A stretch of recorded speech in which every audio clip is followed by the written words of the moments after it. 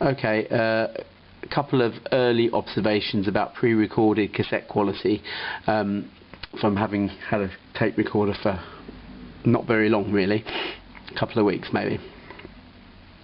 First of all, cassettes from EMI seem to be pretty much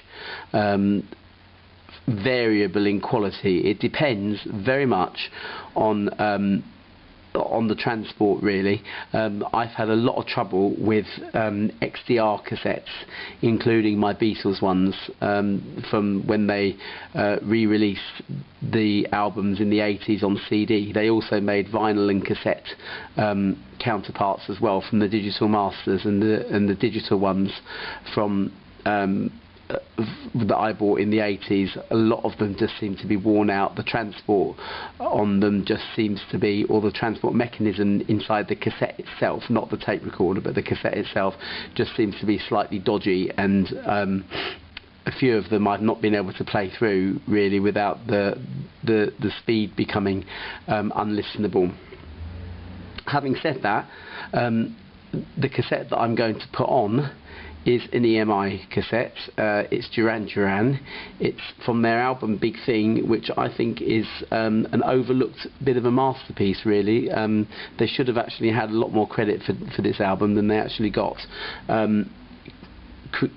Contains a lot of good tracks, and the one I'm going to put on, Do You Believe in Shame, is one of the best, although loads of tracks on here are good. It's a highly recommended thing. I'll show you the cassette case here. Okay, it's Big Thing. Okay, Duran. They were down to 3 members at this point: Simon Le Bon, Nick Rhodes and John Taylor. Now they're at 4 members. They did get all 5 members back for a very short period, but Andy Taylor decided that he didn't want to be with them and he left. Right, the Dolby noise reduction is set to B type, and now press play.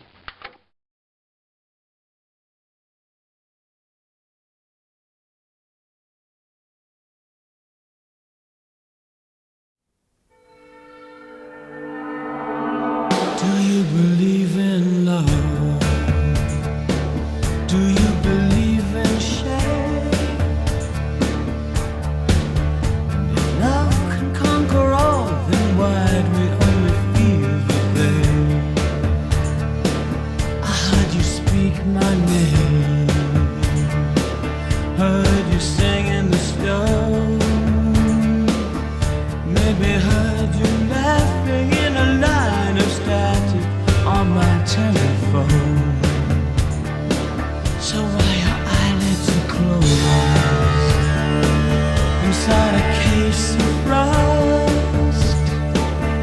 Did you have to change all your poets' fire into frozen dust?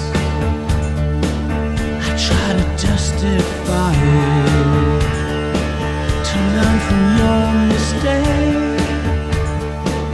But why's the stupid lie that has to make its point with such a pointless waste? Come on.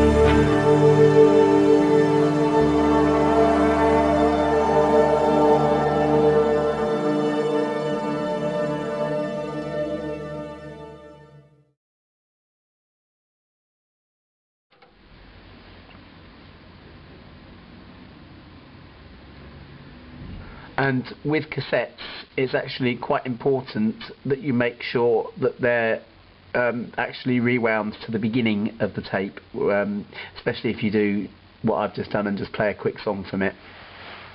Okay, so I'm just going to press fast forward now and fast forward that to the end of the tape. A lot of transport problems can actually be sorted out by or speed instability problems, really. It shows itself as like a speeding up and slowing down of the tape. Sometimes you get a muffled treble that goes with it, or treble brightening and then dulling again. All of those are symptoms of the fact that different tape decks have different tensions, and especially if a tape hasn't been played for a long time, you might just need to fast forward it and rewind it right back to the end and to the beginning a few times before you play it again, and make sure the tape heads are clean. I'll be making a separate video on cleaning tape heads in the not too distant future. Okay, alright, I will also be doing some more record player transfers if people are interested in those as well, but it does seem for me just a slight sort of variation on a theme to do some tape ones as well. Alright, thanks, bye.